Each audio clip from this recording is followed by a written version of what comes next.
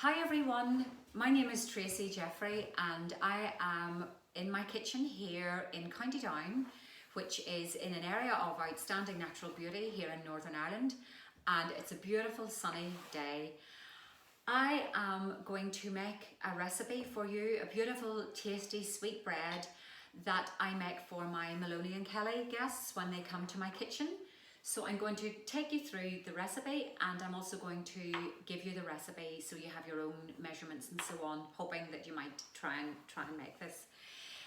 Apologies in advance if you hear a cockerel or any farm animals or indeed any kids, because we have animals just outside here as well. So, okay, so to make this recipe, and it's really very, very easy, and I should show you actually. Here's a loaf which I have just taken out of the oven about 20 minutes ago. It's a lovely sweet tasty bread, and actually when I'm making it I don't weigh or measure anything.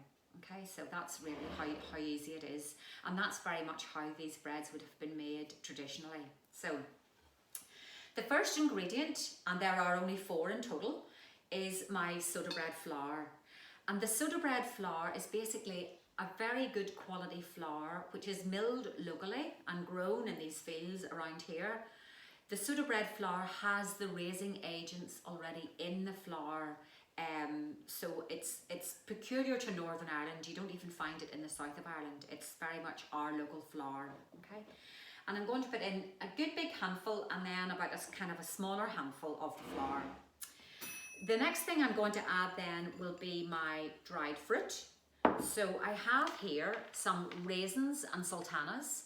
You could add mixed peel, you could add any other dried fruit you want, but these are lovely and kind of succulent and juicy and sweet, and I love them. So I'm adding 2 handfuls of the fruit into my mixture. Then the next thing is your caster sugar, and caster sugar is basically just what we would call a finer granulated sugar.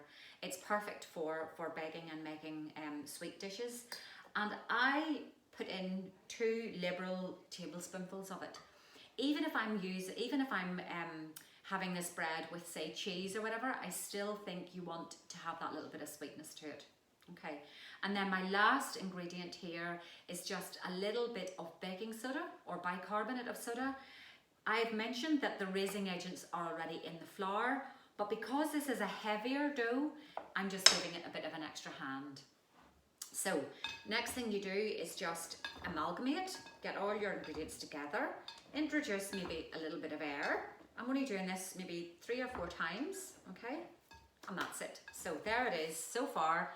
Haven't needed to sieve the flour or anything, and I've all my dry ingredients in there. Then I'm taking buttermilk, and our buttermilk is delicious. It's actually the residue of what's left after you make the butter. And again, this is farmed, and I get it from a dairy just down the road, but it's from a local farm here. And when I add the buttermilk to my mixture, I am looking for a soft kind of, if you like, porridge-like consistency.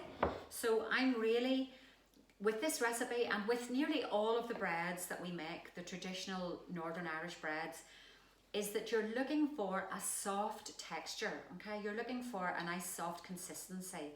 And you can make these breads just going by the texture. So when we make our soda and our wheaten breads and so on, we go just purely by the look of it and the feel of it and the texture. So there it is. It's all mixed together nicely, okay? I don't need to do anything else. Okay, I've added my 4 ingredients, and I'm just going to hold this up to the camera just till you see kind of the texture of it. So it really is like a kind of a wet, sticky dough. And I'm going to take my mixture and put it into my baking tray. Now, this is a small loaf tin. I have buttered it beforehand. You don't need any greaseproof paper or anything like that, just a bit of butter.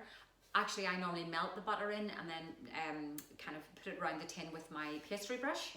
And into that, I'm going to add my mixture, okay?